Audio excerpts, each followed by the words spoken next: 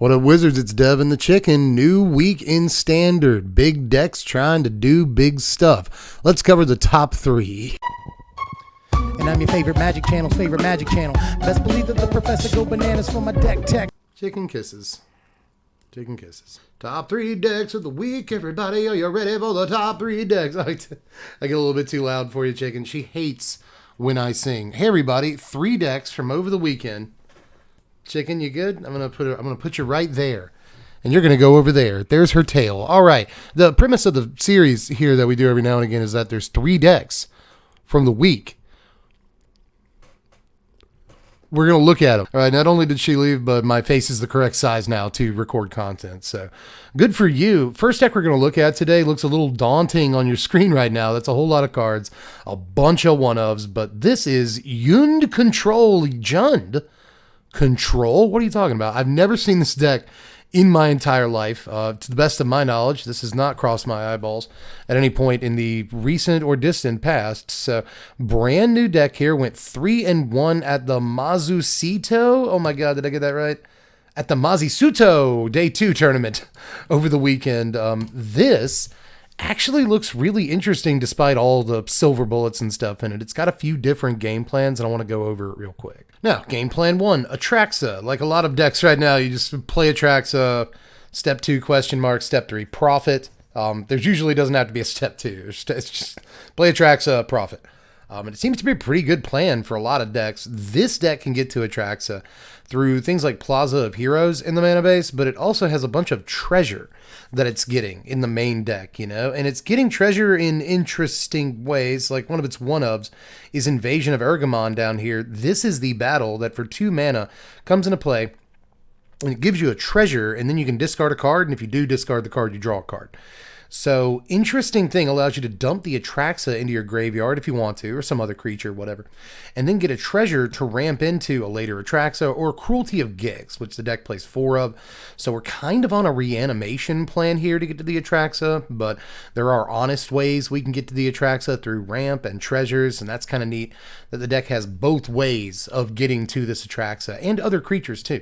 Riveteer's Requisitioner is in here, really interesting include. I've always liked this little dude, but he hasn't been great in a Sunfall standard, a Wandering Emperor standard, but still, I imagine he does some work in the deck a good bit, right? A 2-mana 3/1, when he dies, you get a treasure token. You can also blitz him in for 3 mana, but mostly the interesting thing about this is that it's got a decent stat line that's usually going to trade in combat against, you know, combat-oriented decks, but, you know, against, like, blue-white, it's not so bad either because it gets in 3 damage for a couple of turns, eventually, hopefully, get you that treasure token. So, and again, the treasure token, if he dies quick enough, can be used to ramp you into a turn 3 Sheldred, which is nice, or just to be put towards an Atraxa later on in the game. You can also ramp into a Sheldred, not the Apocalypse, just Sheldred. It's coolest cards in the deck is a one-of.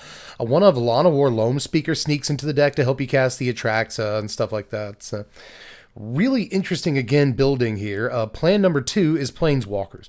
You've got Liliana of the Veil, which helps you drop the Atraxa into your yard. That's pretty cool, but it's just a removal spell too. It's nice, hard to deal with.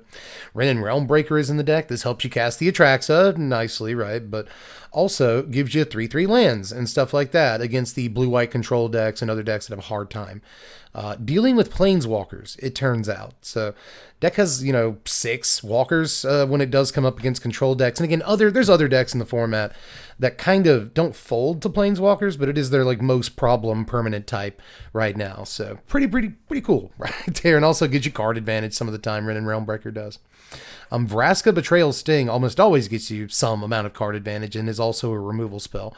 Chandra Hope's Beacon helps you get spells and stuff like that. Is a ramper for your Atraxa, helps you get there too, and doubles up on instants and sorceries, which there's a number of in the deck. You know, you can double up on a big score, which also helps you drop things into your yard and ramp into big stuff. You've got Sheldred's Edict in here as an interesting little removal spell right now. You've got Long Goodbye, which kills creature lands without the spell being able to be countered, which I think is actually really important. And then Urgent Necropsy, a removal spell from the new set. I haven't seen a whole lot of this see play just yet, but it is a really interesting card that can kind of do a Casualties of War impression, take out like 3 or 4 different permanent types like all in one go. So pretty insane, right? And you've got Invasion of Fiora in here too, in case you haven't seen this. in too long. This is the battle that when it comes down, you destroy all legendary creatures or you destroy all non-legendary creatures. Now, I had to go to Scryfall. Sorry for the sudden change. The background's all white now and bright. But I had to go make sure I knew what the other side of this card does. It's okay. It's Marchesa, Resolute Monarch. If you flip over Invasion of Fiora, you get a 3/6 legendary human noble with Menace and Death Touch. When it attacks, remove all counters from up to one target permanent. Helps you deal with planeswalkers. At the beginning of your upkeep, if you haven't been dealt combat damage since your last turn, draw a card, lose a life. Okay, so card advantage removes planeswalkers some of the time, but is mostly just a sweeper for legends or non-legends, and I guess it helps that, you know, most of 4, 5, 6, 7 of your creatures are legends. So interesting. But the deck also has Tarian's Journal, like a random one of Tarian's Journal. I was just talking about this card the other day. On this front half, you can tap it to sack an artifact or a creature and draw a card as a sorcery. But if you pay 2, discard your hand, you flip it over, it becomes a land. And the land can tap to allow you to cast creatures from your graveyard. So really, really interesting to have a single copy of this. It's kind of a 5th, reanimator spell, but also draws you cards. Virtue of Persistence is another reanimator spell that's also removal in the early game. Path of Peril, removal in the early game. The treasure helps you cast it for the full value. The cleave. 1 copy of Pilfer randomly, they didn't go with the 1 or 2 of Duress. Instead, they went all the way. I'll play a 2-drop. We've got a lot of tap lanes anyway. I don't have a lot of time to be playing stuff on turn 1, so we'll go Pilfer. And Pilfer, like a Deep Cavern Bat, just gets a card out of your opponent's hand, but unlike Deep Cavern Bat, they can never get it back. So, I mean, I guess they discard it so they can, but you know what I mean. Just 1 sweeper and Deadly Cover-Up, or at least, another sweeper and Deadly Cover-Up as just a 1-of. So, a lot of removal. You've got Invasion of Fiora and Deadly Cover-Up and Path of Peril, so like 4 total sweepers in the deck, plus 4 like random removal spells, 3 of them 2-mana removal spells like Edict and Long Goodbye. And then like 1 mana dork, like really, really creative deck construction here, but ended up going again 3-1. That's a very winning record on the day. Made the top 8 in this tournament. So the sideboard has Insidious Roots in it. What else do you want? I like how the sideboard has Insidious Roots, Unlicensed Hearse, Graveyard Trespasser, and Cease and Desist. So the sideboard just has a bunch of cards that work with Insidious Roots. But I guess, Cruelty of Gix, Tarian's Journal, Virtue of Persistence, like those all work with Insidious Roots. So weird, but awesome at the same time, So really, really cool deck. I just love when we see decks that we have never seen, and that doesn't happen very often. So the other 2 decks we're going to look at today are somewhat known, in some capacity or another. They just had like good big finishes for the first time in some ways over the weekend. But I really wanted to start this week with a deck that we'd never really seen before and may not see again, right? But it's always exciting to see something you've never seen before, and that's definitely what this is. I think there's a lot of ways you can build Jund right now, and this is one of them. Deck number 2 is from the BOP Standard Open, a relatively big tournament over the weekend, and our next deck is also going to be from this tournament, and it did slightly better than this one, but this one still had a very good record, 5-2. For Simic Artifacts. Again, a deck that we've seen before, but a deck that we haven't seen finish very well very often. You see it on MTGO, in League every now and again, getting a halfway decent finish, but I feel like an actual finish at a real tournament, and not just any deck in 5-0 League. We say it all the time. On any given Sunday, you never know what a deck's going to line up against and how terrible its opponents are going to be or how good its draws are going to be. It just get nuts draw in every single game. So it can be difficult to trust League 5-0s, but 5-2 in an actual tournament is a slightly more trustable result. Now, let me get to the actual deck here, because I haven't even talked about a single card in it. I was just talking about Teething Wormlet and how I think it's a standard sleeper in a way, like a great budget card to start like building around and seeing what we can do with it. And this deck is a great example of what Wormlet can do. It's not the most important card in the deck, but it is a very important card. Grows when you play an artifact. If it's the first time you played an artifact that turn, or the first time one's entered the battlefield.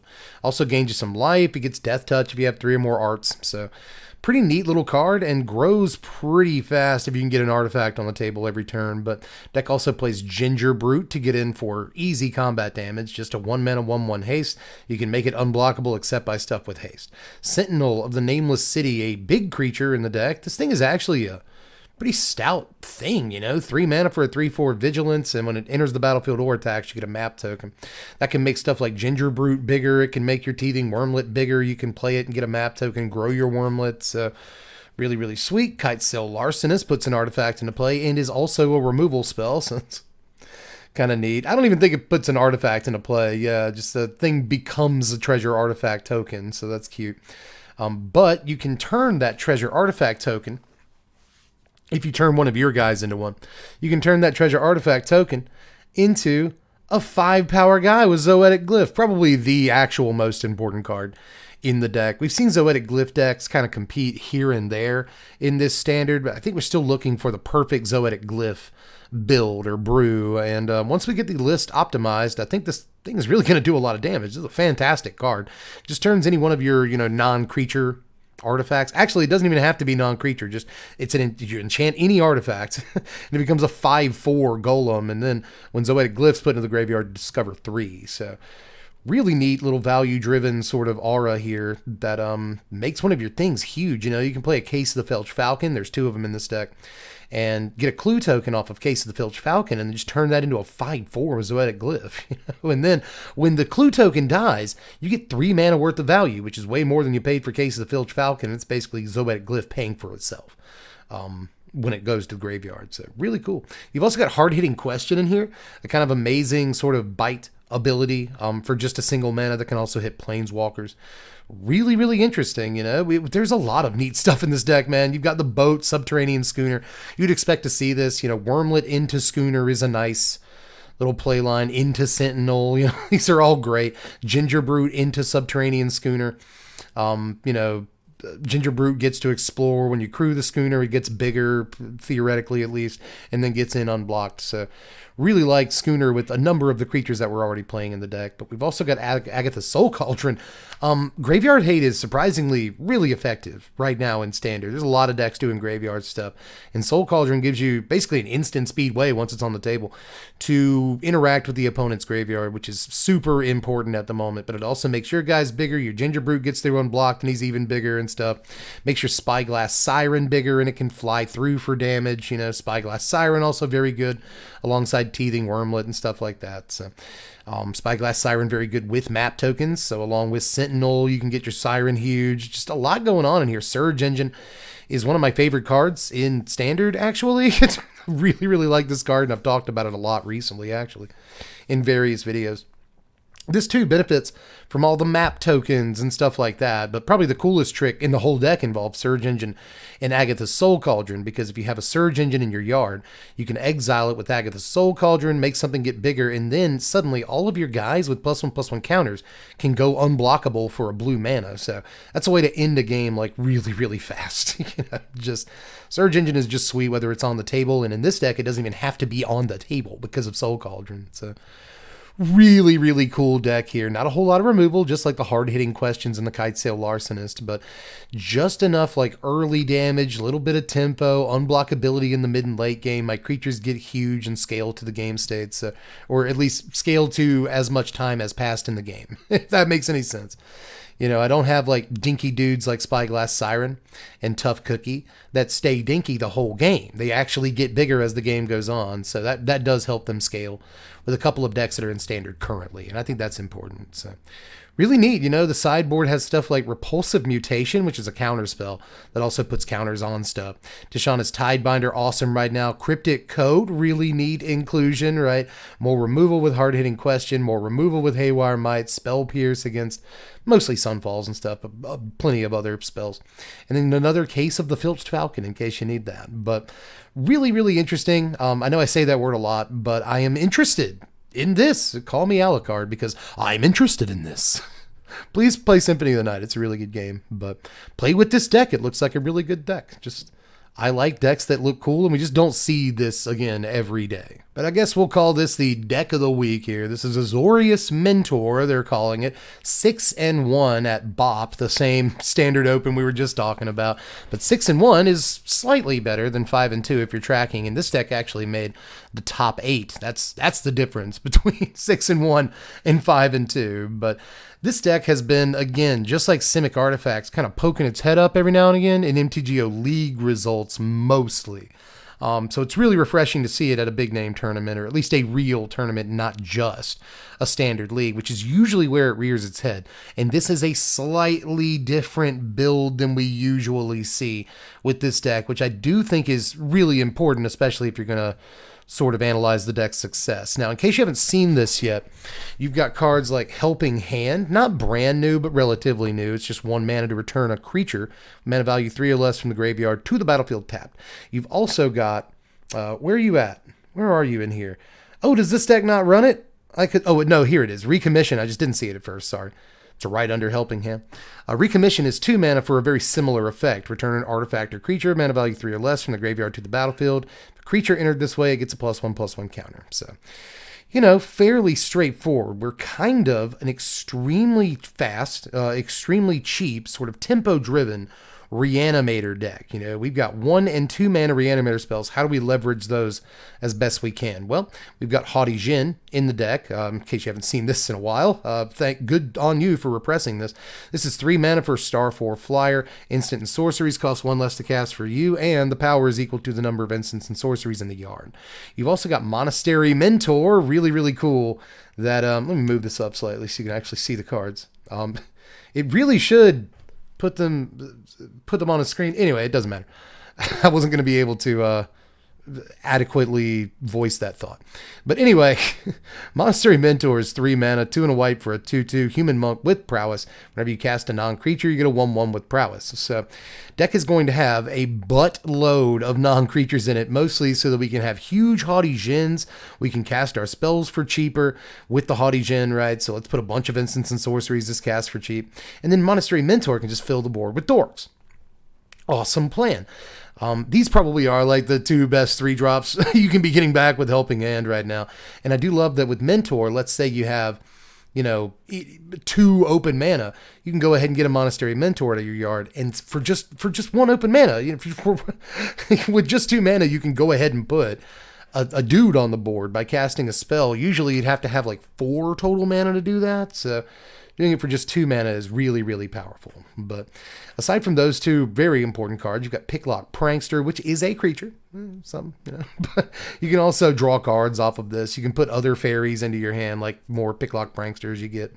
Alquist Proft is in here as a 1 of, just a silver bullet Alquist Proft. It does investigate when it comes into play. You can Helping Hand it into play. And eventually, if the game does stall a little bit, you get a Sphinx's Revelation off of it, which is pretty sweet, And if you do draw a bunch of cards in this deck, you're probably going to, love doing that, is all I'm going to say. The deck also has 4 Consider, as well as 4 Sleight of Hand. So all 8 ways for 1 mana in blue of like drawing a card and doing something else, In this case, Consider's great because it can put stuff in our yard for a Haughty Djinn. It can put a Mentor or a Djinn in our yard on turn 1 to get out on turn 2 and start doing stuff with. That's really cool. We've got Get Lost as a 4 of in here. Just unconditional removal spell. March of Swirling Mist can protect our guys, or it can, kind of time walk the opponent, like fog them for a turn or keep them from doing something cool if that's what they're trying to do. Otherworldly Gaze just dumps a bunch of cards into our yard, and then we can flash it back for 2 mana. So that's awesome. It's really good for a deck like this. On turn 1, you dump a Haughty Djinn or Monastery Mentor into your yard again. Just like Consider, but Otherworldly Gaze is even more sort of reliable and consistent in being able to do that. So dump that Monastery Mentor on 1, get it on 2, and cast another spell. It's just really, really awesome. This deck doesn't play a lot of interaction outside of the Get Lost. I'm a little surprised not to see like Fading Hope or, again, some more tempo-driven element. Maybe a Spell Pierce or some sort of counterspell in the main, but no. The deck is pretty much wholly devoted to its plan, right? It's got really 4... It's really got 9. different things that it wants to helping hand out of the yard onto. It doesn't really want to get a Picklock Prankster out of the yard onto. But on turn 2, getting any one of these 9 different options out of your yard is just great to start the game. And obviously, against the right decks, if your creatures go to the graveyard, you have no problem getting them back. So pretty sweet. And, when you get them back with Recommission, your Haughty Djinn gets a counter, and it's really cool. And actually, Haughty Djinn kind of gets +2/+2 if you get it back with a Recommission, or +2/+1, theoretically. But just a really, really cool deck that has been really on the fringes, kind of C tier-ish, for the last really 3 weeks, like since the season started. It's just cool to see it here. The sideboard's funky too, and that might be a big part of its success in this tournament too, because I haven't seen a sideboard attached to this deck quite like this one. 4 Disdainful Stroke. All 4 Disdainful Stroke. That's how many expensive cards are seeing play right now. And even stuff like, Memory Deluge, Wandering Emperor, Sunfall, these are all counterable by Disdainful Stroke. So just helps to body blue-white decks. You've also got a Spell Pierce to do the same, right? Temporary Lockdown's in there as a 4 of. Really cool, right? Because Proft, Haughty Djinn, Monastery Mentor, these are all 3-drop creatures that aren't affected by this. All the tokens from Mentor are, but it's not a big deal. If your opponent starts the game with like creature, you can Temporary Lockdown, shut that mess down, and then get to your game plan in the subsequent turns. So really like the inclusion of a play set of Temporary Lockdown. That's something that not everyone's doing with this deck, but Destroy Evil's in here too. Sunset Revelry is a 2 of. There's already a 2 of in the main deck, by the way. Another Alquist, that's how valuable the card is in some matchups. Again, I think matchups that go longer where the opponent doesn't have a whole lot of removal or something, Alquist Proft is just a really interesting call to refill with. But again, I'm just about done talking about this deck, but I really got to give it some props this week. That's why it's Deck of the Week, is because it's been, again, on the fringes for so long now. At the beginning of MKM Standard, and it's really good to see it get a real finish under its belt, because so far it hasn't really done that. A real finish has eluded it, so congratulations. And that is it for this week. Let me know in the comments what your favorite deck from the week is, or if you spotted any fun decks over the weekend at various tournaments or on League or something like that. Let us know down there in the comments as well. I'm always down to see cool new decks, right? So are you. That's why you're watching the video. So anyway, just let me know how you felt about all this, how these strategies could be improved, perhaps, all that stuff. Let's put our heads together and get it done. But aside from that, check out all the YouTube stuff. You check it out. You check out the thumbs up button. You check out the subscribe button. And of course, check out the Patreon too. I'll leave a link in the description to all this stuff. If you want to help the channel out, it's just $1 a month, and it does help out tremendously. You have no idea how long $1 goes. I know it doesn't seem like it would in this economy, right? In this economy, but still, if every video I did, another 2 or 3 people gave $1, then by the end of the month, we would be able to do unbelievable things with the YouTube channel. So if you want to support us, check out the Patreon. That is my extended pitch. I am done with it for now. But aside from that, just check out all the other content we've done recently, because there's been a lot of stuff that didn't get enough attention. I'll be very honest with you. We got decent views, but we could have more. So check out the top 10 budget cards in Standard and the top 10 sleepers in Standard. I'll leave links to those in the description as well. But I'm done talking your ear off at this point. Go find some decks or import these or whatever. I'll leave links to those too. The description is really a wealth of things, but I'm done. That is Itski Lewitsky. That is Allski Kowalski. I am donezo for this one, though. So I'll catch you cats later. I'm done from the place. Thanks for watching, Wizards. Spread love and be kind.